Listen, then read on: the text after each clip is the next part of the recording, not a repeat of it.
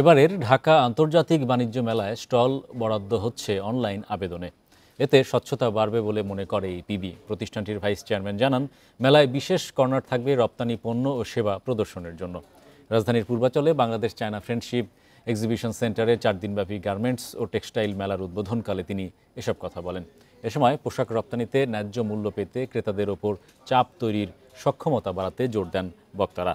মেলায় টেক্সটাইল ও তৈরি পোশাক খাতের কাঁচামাল, যন্ত্রপাতি, ফেব্রিক্স সহ বিভিন্ন পণ্য তুলে ধরা হয়েছে। 9 নভেম্বর পর্যন্ত মেলা চলবে সকাল 10টা থেকে সন্ধ্যা 7টা পর্যন্ত।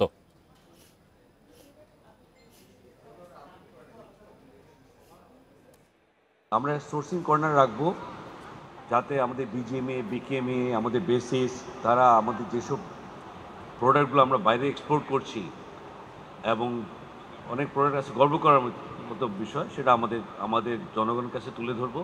পাশাপাশি আমাদের বেশ কিছু বিদেশি দিকে আমরা আমন্ত্রণ জানিয়েছি, তারা আসলে তারা ওইটাতে ব্যবসায়ীরাও, উদ্যোক্তারা অংশগ্রহণ করতে পারবে।